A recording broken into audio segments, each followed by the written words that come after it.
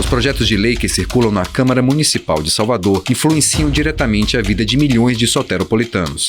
Debater com autores e opositores cada um desses projetos é o papel desse programa. Fique com a gente no Questão de Ordem. Olá, tudo bem? Está no ar mais um Questão de Ordem na sua TV Câmara de Salvador. E hoje a gente vai conversar com o presidente da Comissão de Transporte da Câmara, o vereador Thiago Ferreira. Tudo bom, vereador? Tudo bem, eu quero aqui lhe agradecer ao programa por estar me convidando, estar aqui presente para poder debater um pouco das políticas de mobilidade urbana, de transporte público da nossa capital. Engraçado que quando a gente fala de transporte, as pessoas pensam logo em rodoviários e ônibus. Incrível, mas transporte é muita coisa. Nós vamos entrar no tema. A gente foi pra rua, né? Na verdade a gente não foi nem pra rua. Tava chovendo, a gente fez o Fala-Puva aqui mesmo na Câmara. Mas antes disso eu queria conversar com o senhor sobre a sua vida, né? Sobre Thiago Ferreira, para depois entrar no vereador Thiago Ferreira. Pode ser? Claro, perfeito. Primeiro, o que é que te fez ter vontade de entrar na política? Olha, eu sou nascido e criado em Fazenda Coutos. Posso dizer nascido e criado porque fui para lá com 0 anos, né? Não tinha nem 1 ano de idade ainda. Saía do bairro da Paz, que era a antiga Malvinas. Houve uma enchente e todo o pessoal que morava lá nas Malvinas, hoje bairro da Paz, foi transferido para o bairro de Fazenda Coutos. Lá nós vivemos em uma situação muito subhumana. Eu morei em uma cabana da Polícia Militar, do Exército, que fornecia quentinha para os moradores. Então minha mãe teve que pedir para sustentar 3 filhos. E crescendo ali na comunidade de Fazenda Coutos, pude conviver com muitos jovens da minha idade, né, crianças que se tornaram jovens, depois adultos. Muitos entraram para o caminho da criminalidade, outros também trilharam por caminhos positivos, estudaram. E eu fui um daqueles que, vendo aquela realidade negativa da comunidade, comecei a me questionar por que o poder público não entrava naquela comunidade, por que aquela comunidade era tão descriminalizada, porque as pessoas ali eram tidas como marginais. A ausência das políticas públicas, tanto para a juventude, para a geração de emprego e renda, da educação, da saúde. E comecei a estudar. Minha mãe, mesmo com as dificuldades, disse: olha, você vai ter que estudar, tem que aprender uma profissão. E logo cedo me tornei pedreiro aos 14 anos. Aos 17 dei aula de construção civil em projeto social. Comecei a me dedicar pelas causas sociais da comunidade e me tornar um exemplo positivo, né? Depois disse: olha, eu quero ser motorista de ônibus. Aí fui trabalhar na construção civil e na construção civil fiz uma manifestação lá no bairro da Mata Escura, naqueles prédios que tem ali embaixo, onde eram os campos de futebol. E ali eu mobilizei, fiz uma paralisação das 22 torres que estavam sendo construídas por conta da empresa querer lesar os trabalhadores. Aí, como peguei gosto pela política sindical, eu disse: olha, eu quero ser rodoviário. Pedi depois de um tempo, liderei a paralisação, garanti que os trabalhadores não fossem demitidos da forma injusta e tomei gosto pela luta política sindical. Dentro da minha comunidade eu também já tinha essa indignação da falta dos poderes públicos poder fazer o seu papel. E a partir daí eu digo: olha, eu vou ser rodoviário. E aí terminei pedi à empresa para me demitir, peguei o recurso e fui fazer o curso do Núcleo lá na Barro Reis. Me tornei motorista de ônibus, de micro-ônibus, primeiro sistema complementar. Depois voltei, fiz o curso para tirar carteira E, fui dirigir na Boa Viagem, fui chamado para Boa Viagem com 22 anos para dirigir o sanfonado, aquele ônibus grande, né? E tomei gosto pelo sindical. Eu digo: eu vou para o sindicato, eu vou lutar junto com o sindicato. Só que no meio do caminho eu divergi com a antiga direção do sindicato e me tornei um líder de oposição ao sindicato dos rodoviários. Oposição até no sindicato. Na época eu era oposição, passei 5 anos fazendo oposição ao sindicato, fiz várias manifestações na cidade e a partir daí me tornei uma referência no movimento sindical.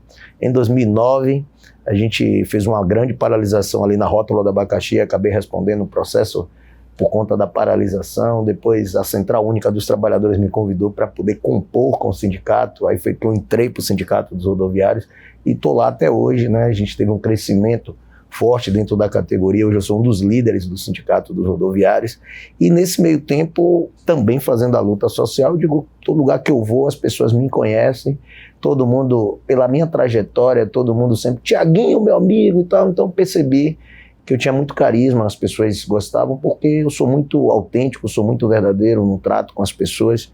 Então, na minha vida toda, eu vim construindo boas relações de amizades, boas parcerias, e isso eu acho que me ajudou. Aí fui em 2012 candidato a vereador, pela primeira vez, motorista de ônibus, mas eu sempre fui aquele motorista que ajudava lá o cadeirante, os idosos sempre gostaram de mim, né?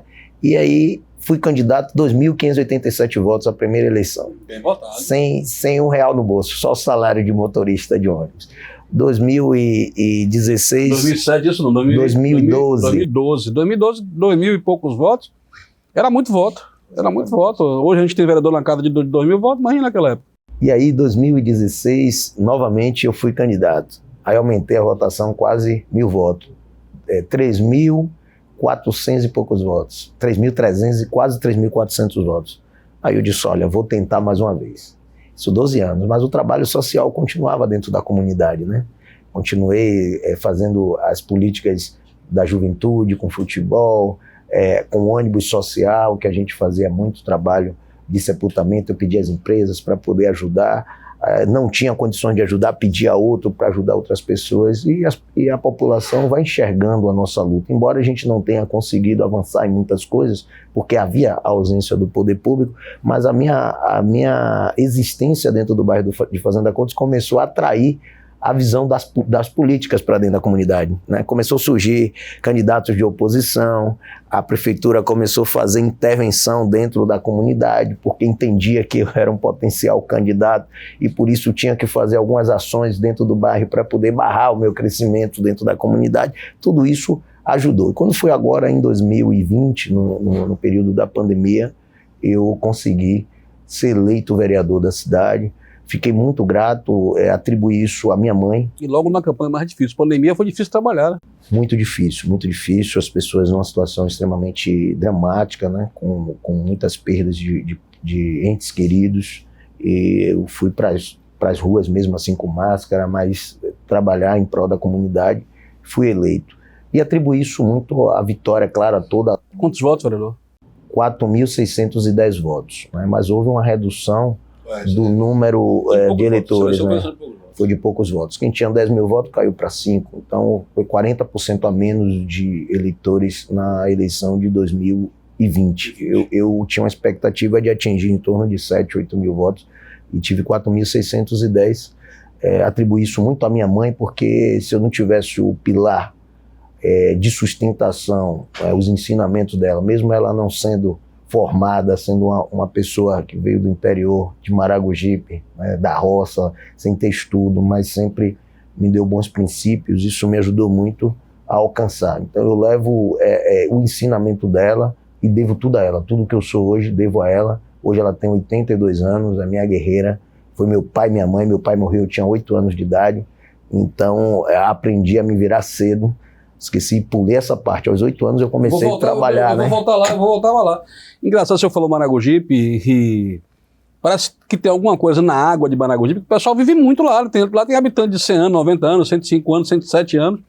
O senhor trouxe um pouquinho dessa água pra cá também. Tomara, né? Tomara. Minha mãe tá com 82, Tá forte? Tá, minha mãe, graças a Deus, tá bem. Não tem diabetes, não tem pressão alta, né? Então tá tranquilo. Eu espero que eu tenha a tendência a puxar pro lado dela, né? Porque meu pai... Ainda tem raiz? Ainda vai lá em Maragogipe? Eu tenho irmãos lá em Maragogipe, eu vou muito pouco. Eu fui em Maragogipe na época que meu irmão morreu, um irmão meu de acidente de moto. Mas eu vou muito pouco lá.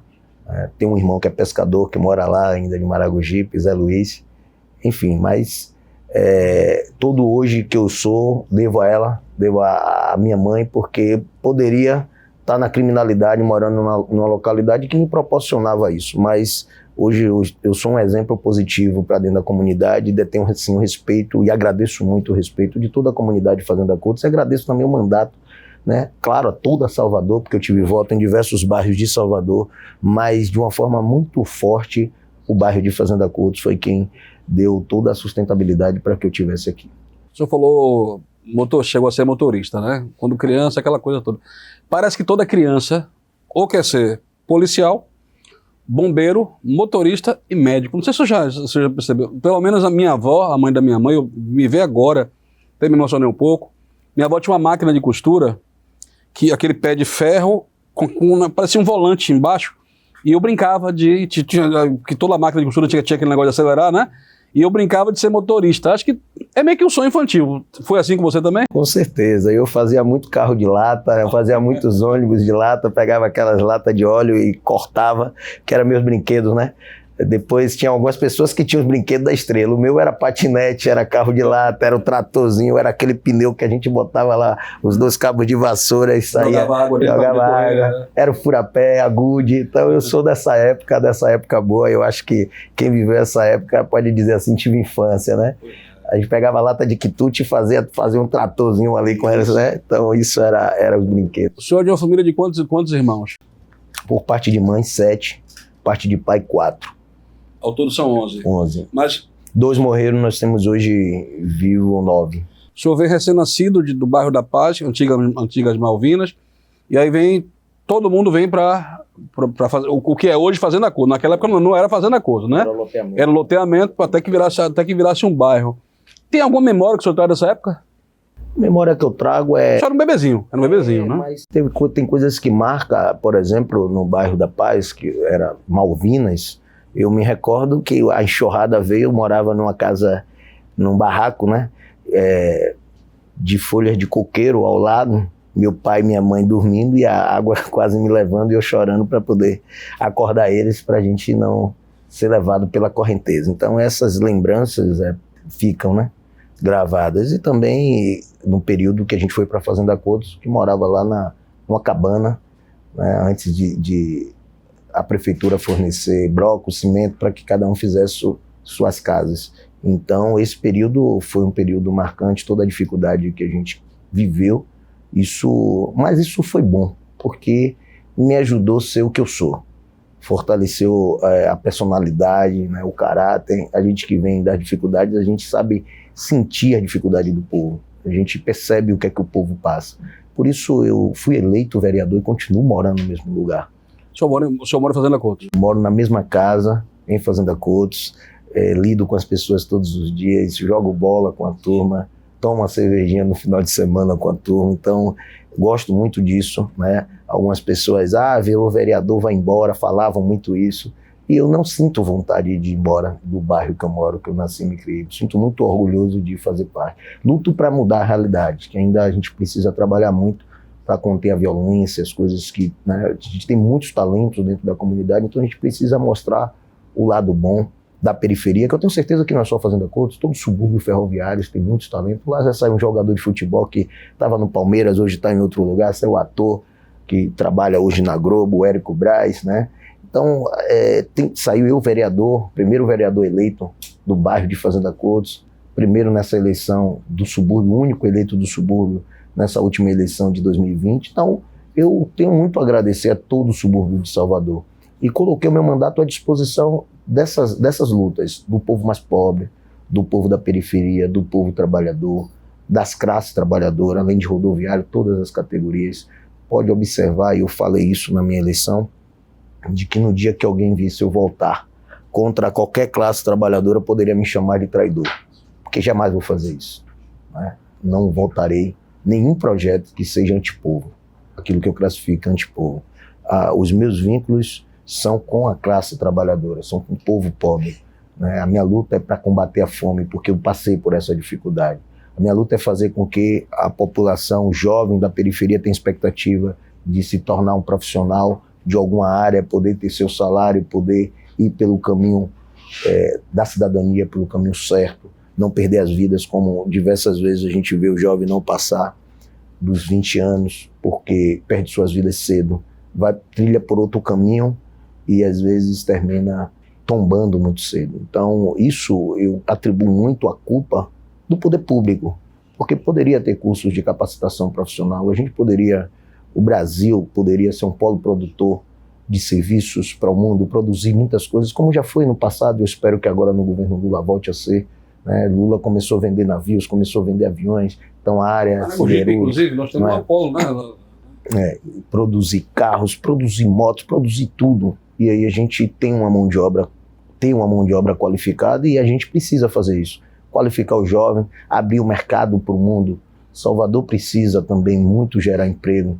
A gente vê ondas de violência e muitas vezes a gente atribui essa onda de violência ao policiamento. E não é uma questão meramente da força policial, e sim questões sociais que estão envolvidas. Se a gente for pegar o histórico de tudo, eu dei um exemplo de mim, que foi um caso em 100, né? Que muitas vezes o restante termina indo por outros caminhos, pelas dificuldades que eu tive, poderia ter ido para outro lugar. Então, a oportunidade que eu tive, que na verdade eu construí, nem todos têm a força de vontade, nem todos têm a família para poder apoiar e dar as condições para que a gente se torne um cidadão. Eu cresci ouvindo isso. Quem está em casa assistindo a gente, né, também, pode ser que tenha ouvido também, que o homem é produto do meio, né? Hoje eu entendo que é até uma fala preconceituosa, de certa forma, porque assim, o meio, em que aspectos de vista a gente vai olhar para o meio? Porque quem tem que fazer o poder público que chega na Barra, que chega na Ondina, que chega na Tuba, que chega no Caminho das Árvores, tem que chegar também em qualquer bairro suburbano da cidade, não tem jeito. Então por que meio, né? E eu tenho um exemplo que eu levo sempre de uma companheira nossa, né? Que ela criou os filhos na Baixa do Tubo, né? E mandar um abraço para todo mundo de Brota, Baixa do Tubo, Cova de Faria, Ladeira da Serraria, enfim, mandar um abraço para o seu colega, ex-vereador Beca, né, que é daquela região também, e a irmã Lúcia. E ela, dona de casa, do lar, o marido pedreiro, sua primeira profissão, só que o marido era alcoólatra, né, ele bebia muito, fazia muito, né, enfim. E ela só criava os filhos na Baixa do Tubo. E ela via que a realidade das crianças de lá era totalmente diferente do que ela queria para o filho dela.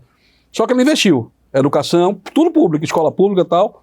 E os meninos cresceram de maneira diferente, né? Os meninos foram professores de banca, de reforço da turma, estudaram em colégio público, faculdade pública, enfim. E eles fizeram promessa para a mãe. Eu queria saber se você falou que prometeu para o povo. Isso é bom, né? Mas eles disseram o seguinte, que quando eles trabalhassem, o primeiro dinheiro que eles ganhassem, eles iam tirar a mãe daquela região. No seu caso, o senhor quis transformar o seu bairro. É louvável também, até porque, por causa da visão política. Eles não têm essa visão política. Um passou no concurso da Petrobras, tornou-se engenheiro, formou engenharia química pela UFBA, tornou-se engenheiro, foi morar no Rio de Janeiro, né, em Macaé. O outro, Braskem, técnico analista da Braskem. O da Petrobras, 1 ano de Petrobras, ele morando lá, ele volta, primeira PL, ele não comprou nem uma bicicleta, comprou um apartamento para a mãe. Tira a mãe e muda a realidade. E ela conta isso com orgulho, né? E conta a base familiar, o investimento que a mãe faz, conta muito. O senhor deve muito à sua mãe, né? E fez alguma promessa no coração para a mãe, para os irmãos, que é aquela coisa que a criança traz do sonho, né? Lógico, o seu sonho é digno. Você sonhou melhor para para seus vizinhos também. Mas é aquela coisa da família, tem essa vontade, né, de melhorar um pouco a vida da família. Não, eu ajudo a minha mãe, eu moro em cima da casa de minha mãe, né? Ela mora no primeiro andar, no térreo, eu moro no muito comum, cima, né? Então não quis ficar distante dela de forma nenhuma. Né? Então, assim, procuro proporcionar as condições dignas para que ela tenha uma vida melhor. O sofrimento que ela passou, hoje não passa, mas eu continuo morando no mesmo lugar, ela também. Então, isso eu não fiz promessa da gente tirar ela daquela... Mas melhorar a vida dela. Melhorar a vida dela, sim. Mas a ideia é exatamente o que você falou, pontuou. É melhorar a vida da comunidade. A comunidade precisa ser respeitada, as pessoas precisam ter dignidade, precisa ter direitos, os direitos, inclusive, que estão assegurados na Constituição Federal, né? A gente tem direito à saúde, à educação, a salário, e isso ainda não aconteceu. Então, eu acho que a minha eleição, ela abre um caminho para a criança, para jovem, sonhar. Né? Eu acho que eu passo a ser um protagonista de sonhos de pessoas que podem sonhar em ser o que quiser. Eu posso dizer também que me espelhei muito no presidente Lula. Se a gente for observar a sua história de vida, alguém que também veio debaixo do interior do Nordeste e que se tornou metalúrgico, depois um líder sindical, fundou a Central Única dos Trabalhadores, né? Fundou o PT, se tornou presidente da República, o melhor presidente da história do país, voltou, foi preso, perseguido depois de um golpe de Estado, voltou ao poder. Obviamente que ele ainda pega esse primeiro ano, o orçamento deixado aí por Bolsonaro. A gente não tem uma expectativa no primeiro ano de governo dele de ter grandes mudanças, porque ele ainda trabalha com o orçamento passado. Todo político que assume, ele trabalha com o orçamento que foi feito, não por ele. Exatamente, mas a gente já vê mudanças importantes. Por exemplo, o presidente já assinou a construção de 2 milhões de casas populares, isso é dignidade para o povo, né? Já retomou diversos programas sociais, já coloca como prioridade combater a fome, ou seja, cuidar de gente. Então, orçamento para as universidades públicas, aumento para os professores da rede de ensino, enfim, políticas de valorização do salário mínimo, apesar de que agora ainda é pouco o aumento do salário mínimo, mas já coloca isso como prioridade. Então, o Lula foi um espelho positivo para mim, e eu espero ser um espelho positivo para as crianças, que às vezes eu chego na comunidade, Thiago Ferreira me abraça, gosta, quer tirar foto comigo. Então isso me enche de orgulho, me alegra, porque não tem coisa melhor do que a gente ver que está sendo um bom exemplo para uma comunidade que a gente vive e que me deu a oportunidade de estar aqui. Eu ia falar sobre isso. O vereador é naturalmente o cargo político eletivo mais próximo da população. Eu gosto de me desculpar, porque sabe que a política é um lugar de muitas vaidades e de muitos caminhos. A gente não quer interferir no caminho de ninguém. Não estou falando mal da ALBA, não estou falando mal da Câmara Federal, não é isso, de modo algum. O deputado estadual é importantíssimo, federal também, senador também, mas é certo que o político mais perto do povo é o vereador, né? Porque acontece muito, se faltou farinha, você vai bater na porta do vizinho, o seu vizinho às vezes é um vereador, é o seu caso. Como é lidar, porque o Thiago popular, o Thiago motorista, o rodoviário, o Thiago sindicalista, o Thiago que bate o baba, tudo bem. Como é que foi agora o Thiago vereador se comportar com o turismo? Como é que você conseguiu, né? Como é que você consegue conviver dessa forma? É um desafio todos os dias, né? Porque às vezes não há compreensão do povo qual é o papel do vereador. O real papel. O real papel. Então às vezes as pessoas confundem. Faltou gás em casa, quer o gás, e não é o papel. Quando eu digo para as pessoas que não trabalham na Câmara, tal, que não existe verba, que não existe dinheiro, o pessoal fica dando risada de minha cara, mas não existe. Não tem verba, não existe dinheiro, existe trabalho. As pessoas não acreditam, mas tem que ver para crer, né? Para mim não existe quase salário para mim, porque é para ajudar o povo. O que a gente recebe termina sendo... E eu falo assim, olha, estou lhe ajudando aqui, por favor, não fale a ninguém, porque aí a gente não tem condições de ajudar todo mundo. Mas, assim, sempre fiz, nunca pedi em troca nada, né? Eu acho que são coisas que as pessoas mesmo um dia vão reconhecer ou não, mas sempre eu ainda sou daquela tese de que você faz com essa mão, esconda para poder os outros ver. Está na Bíblia, não precisa você... Não deixa que a mão direita veja que faz a esquerda. O que eu posso ajudar na medida do possível, eu ajudo, mas eu procuro também salientar e politizar as pessoas de que o papel não é aquele. O papel é a gente fazer mudanças, transformar as questões sociais. Exemplo, lá a gente tinha um campo de futebol que era de barro, onde saiu o Danilo, que é jogador, saiu do Palmeiras, hoje está jogando lá fora. Nós colocamos lá, com o apoio do governo do estado, campo sintético, outro campo sintético também. Então, as crianças lá fazem escolinha de futebol. Já tem crianças jogando no Bahia, já foi chamado para o Bahia, outro para outros times. Bahia é bom. Nós já temos também uma jogadora que saiu de lá, que está na seleção brasileira, que foi, eu esqueci o nome dela agora, mas de lá de Fazenda Coutos. Então, a gente vai criando um celeiro e criando a expectativa para as crianças, para os jovens, para os adolescentes, a poder também sonhar com dias melhores, em que não aquilo que a criminalidade propiciam, né? Então, tentar chegar antes, né? Chegar antes. O que é que a caneta surpreendeu quando ele foi eleito? Vereador, caneta na mão. E o que é que a caneta decepcionou? Meu Deus, eu achei que era uma coisa, era outra. Agora é com você, vereador. Bom, a gente quando assume o mandato, obviamente, para mim, que já contei um pouco da minha história, tem uma expectativa muito alta, né? De que a gente pode fazer muita coisa. E quando a gente percebe também, como um vereador como eu, de oposição, a caneta não tem tanta tinta como a gente pensa que tem. Por exemplo, os feitos que eu tenho conseguido fazer nas comunidades é muito com apoio do governo do estado. A prefeitura não dá as condições de equidade entre os vereadores. Eu, inclusive, queria tratar de um tema que é as questões das emendas parlamentares. Deixa eu até explicar um pouquinho, que essa é meio que função minha, eu não falei.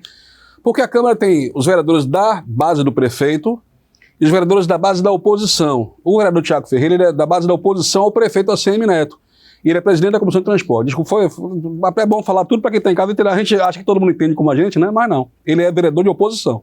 Perfeito. Sendo vereador de oposição, a gente observa, alguns vereadores vão para as mídias e dizem, aqui foi minha emenda, aqui foi... Isso, a emenda parlamentar. A emenda parlamentar. Mas os vereadores de oposição não têm.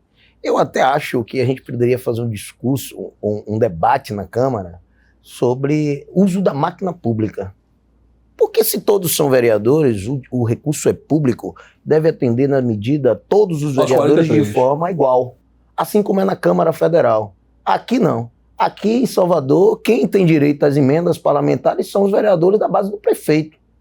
E isso, lamentavelmente, demonstra que não está agindo de forma democrática. Se formos eleitos vereadores, deveríamos ter os mesmos direitos de usufruir das emendas parlamentares e apontar, indicar a prefeitura onde fazer as obras, e a prefeitura teria a obrigação de cumprir. Então, isso a caneta frustra.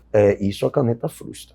Onde é que é importante, que eu acho que a caneta ela pesa, e vai pesar lá na frente, da gente fiscalizar o prefeito, de ver as contas públicas, aceitar ou rejeitar as contas públicas. Então, aí a caneta vai funcionar, com certeza. Se tiver irregularidade, obviamente que nós vamos se posicionar contra. Então, nesse sentido, é positivo. A outra coisa que eu acho que a caneta é importante é poder estar aqui, por exemplo, falando para a cidade de Salvador, como autoridade na cidade, de alguém que vem de baixo e que chegou, né, assume uma cadeira na Câmara Municipal. E quer queira ou quer não queira, eu sou vereador. Sou vereador da cidade, então... A despeito de muita gente que não queria. Exato. Hoje eu posso usar a tribuna da Câmara e criticar o prefeito que foi eleito por toda a cidade. Eu posso criticar o governador e ter uma fala pública para isso. E para isso o senhor tem imunidade parlamentar, imunidade parlamentar. Então, esse é o poder da caneta, né? Essa representatividade que o vereador tem. Então, essa é a diferença que eu percebo da tinta na caneta e também da ausência dela e das frustrações e, obviamente, também da minha alegria de estar aqui. Hoje eu sei que eu sou oposição, sei o lado, sei para onde quero seguir, sou muito grato ao Partido dos Trabalhadores, estou na liderança do PT na Câmara Municipal. Isso, para mim, é muita responsabilidade que nós temos aí, e aí eu falo para esse eleitorado de esquerda, do Partido dos Trabalhadores, esse partido de massa, né, que é quase 30% da população de Salvador, quer votar no 13 de qualquer jeito.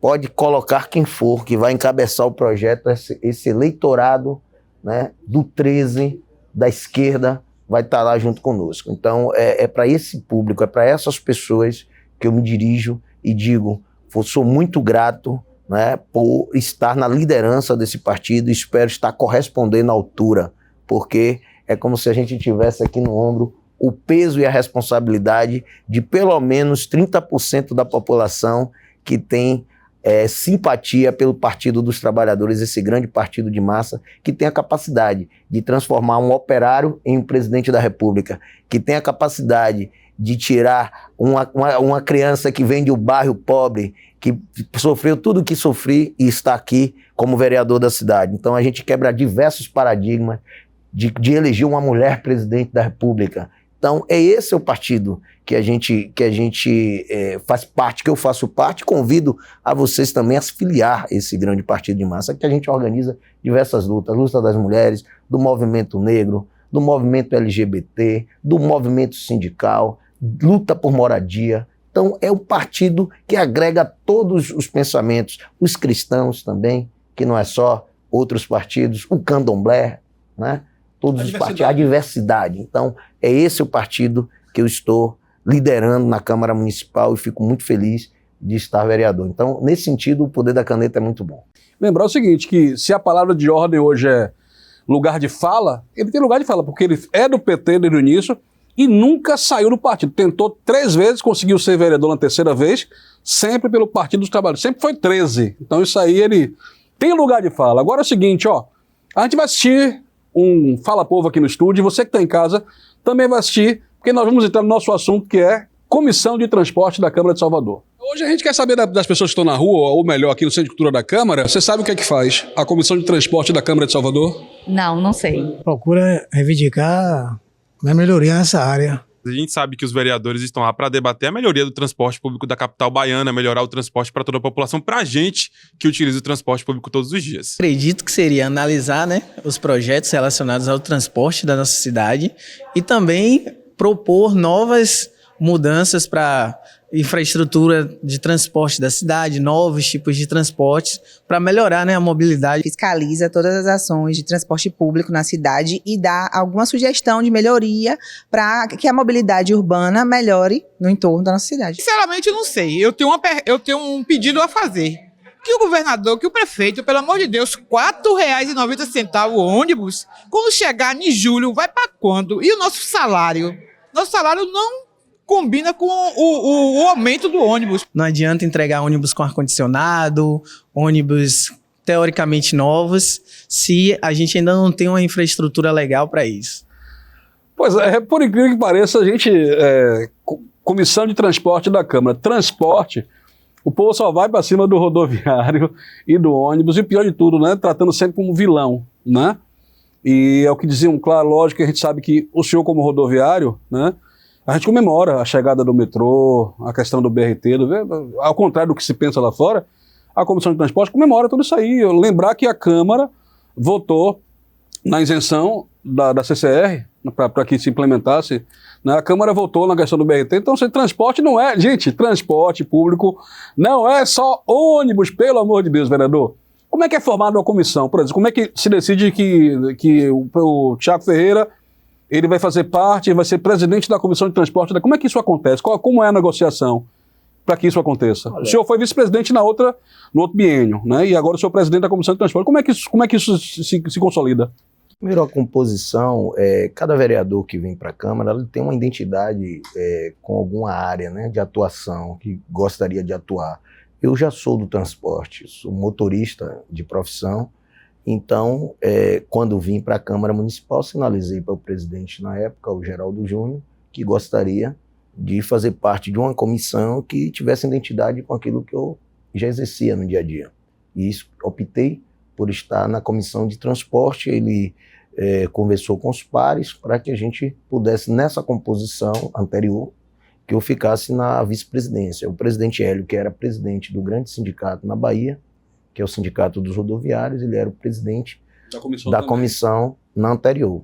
Nessa agora, o Hélio, nós fizemos uma conversa, um diálogo com o presidente da Câmara, o atual presidente, e nós fechamos um acordo de que iria dialogar com os demais vereadores de outros partidos para que eu assumisse a presidência da Comissão de Transporte. Os vereadores que compõem esta comissão, por indicação do presidente, por opção própria, teve uma votação, né? E nessa votação eu fui eleito presidente com a maioria dos votos.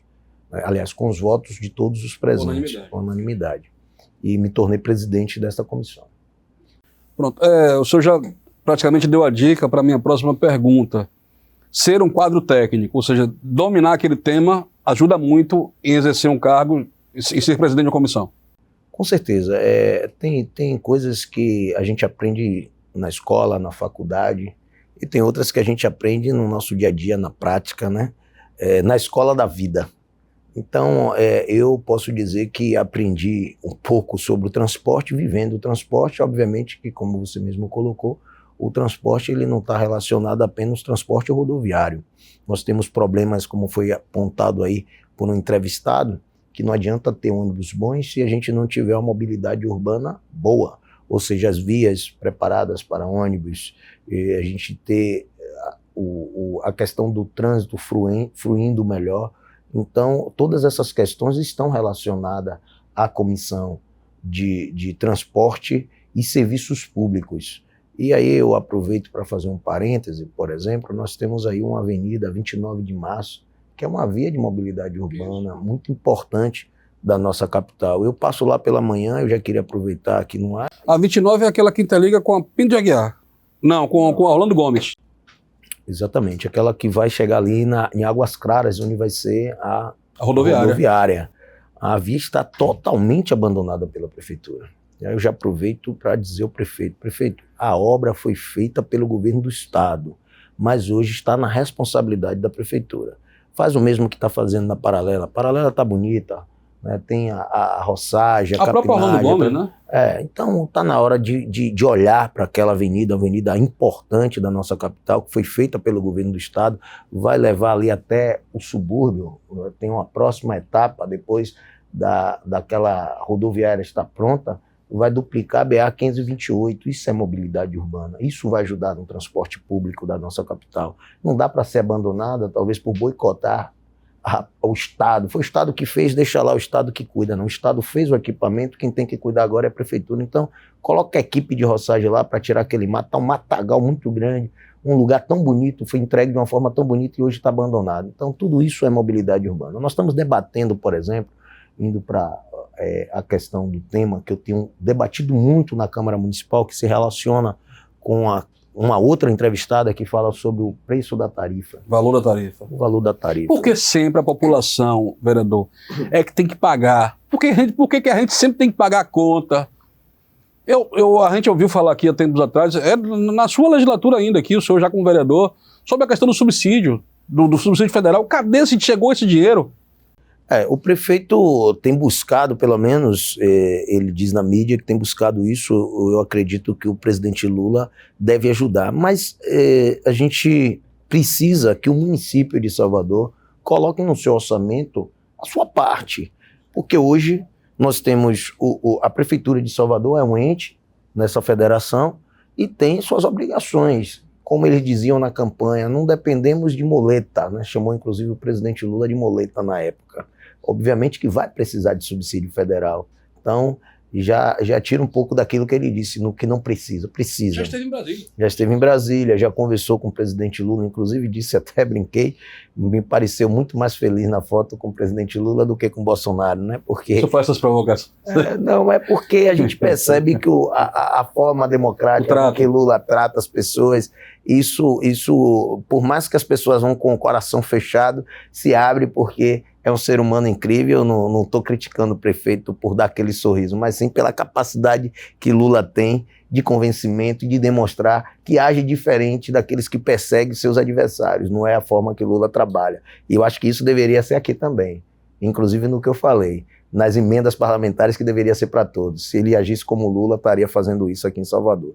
Então, eu acho que o subsídio é importante, mas que esse subsídio seja para custear, por exemplo, a tarifa de alunos de escola pública que não têm condições de pagar passagem, de pessoas desempregadas que vivem... População de baixa renda. De baixa renda, que for comprovado que não tem condições de pagar passagem, pessoas que estão desempregadas. Então, eu acho que as empresas de ônibus, elas não estão querendo dinheiro de forma gratuita para si.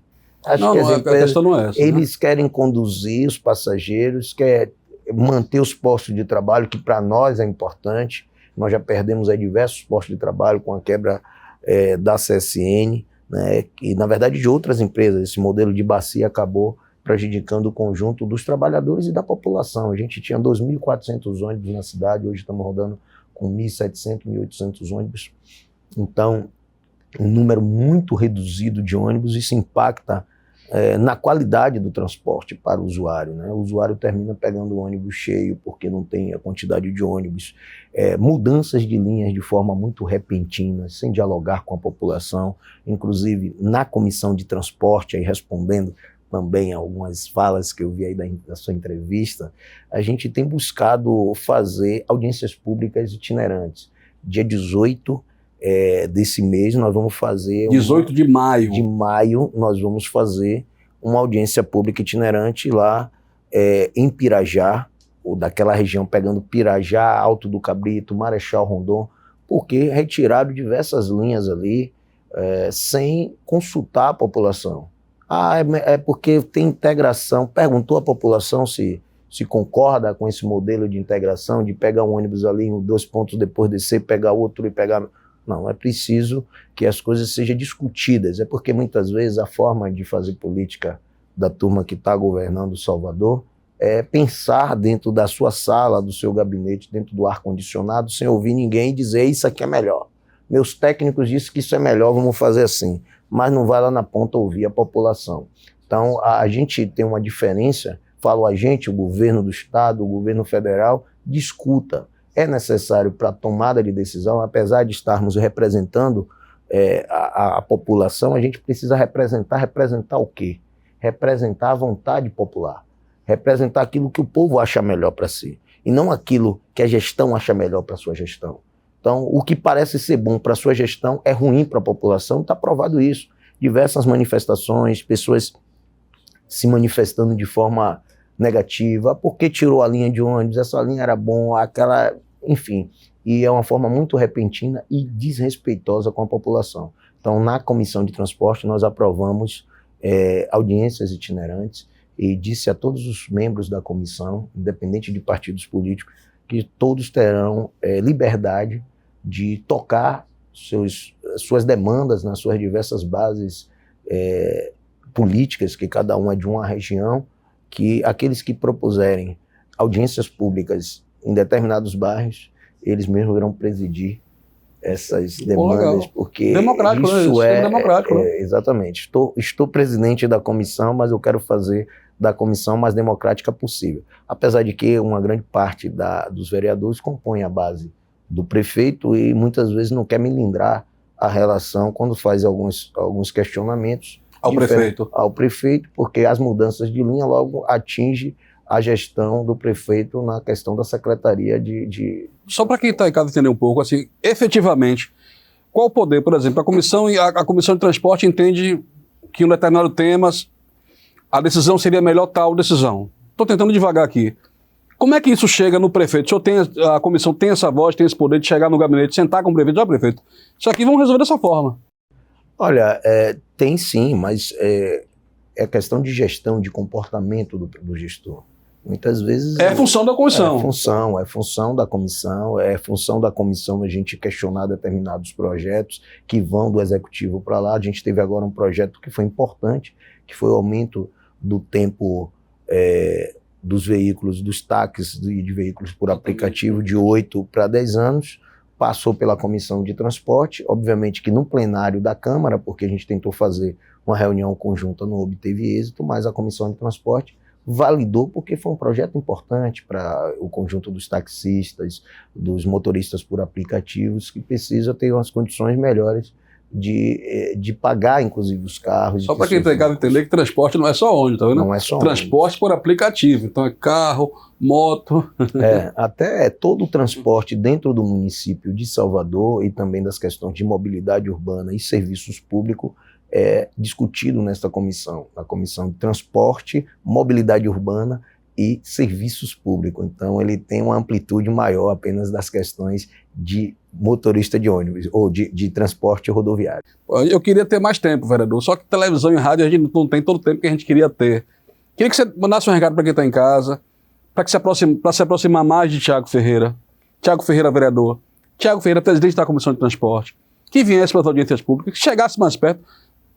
Fala que o povo te escuta. Bom, eu quero me dirigir ao povo de Salvador colocando meu mandato à disposição. Esse é um mandato popular, é um mandato do povo para o povo. Eu sou da periferia, do subúrbio, sou povo como vocês. Hoje estou ocupando uma cadeira de vereador aqui, mas eu quero que vocês compreendam isso. Venha para dentro, meu gabinete está aberto, vai lá no meu Instagram, siga lá no Instagram, vereador Thiago Ferreira, né? E com certeza verá que os meus posicionamentos na Câmara Municipal sempre será e sempre foi, durante esses 2 anos e pouco que estou vereador, a favor da população mais pobre. Então, eu aceito sugestões. Eu tive outro dia conversando com uma tenente-coronel do Corpo de Bombeiro que já surgiu algumas ideias aí que a gente pode estar transformando em projeto de lei. Então, a gente quer fazer essa escuta. Ouvir vocês, de repente, vocês podem propor para mim um projeto de lei e eu posso dar entrada um projeto que foi pensado por vocês, pelo povo. Porque o mandato popular é assim, a gente ouve o povo, vê o sofrimento do povo e traduz ela em projeto de lei, em projeto de indicação, em reivindicações. Então estou aberto aqui para poder obter as demandas da população de Salvador e requerer do prefeito aquele que deve cumprir o seu papel de executar as diversas intervenções na cidade de Salvador. E obviamente também ao governo do estado, que é um grande parceiro e que eu não tenho dúvida, aquilo que for atribuído ao governo do estado, mesmo como vereador da cidade, a gente pode estar cobrando para que os problemas que forem encaminhados sejam resolvidos. Lembrar o seguinte, né? Você que está aí em casa, você está sendo convocado a participar das audiências públicas que a Comissão de Transporte vai fazer nos bairros de Salvador. Então você vai entrar na rede social do vereador, vai entrar na rede social da Câmara, portal da Câmara, cms.ba.gov.br, vai ficar atento sobre as audiências públicas, vai ter alguma no seu bairro com certeza, para você encontrar com o Thiago lá, né? Chamei de Thiago para ficar mais popular e dar o recado, porque a Comissão de Transporte quer ouvir sua voz.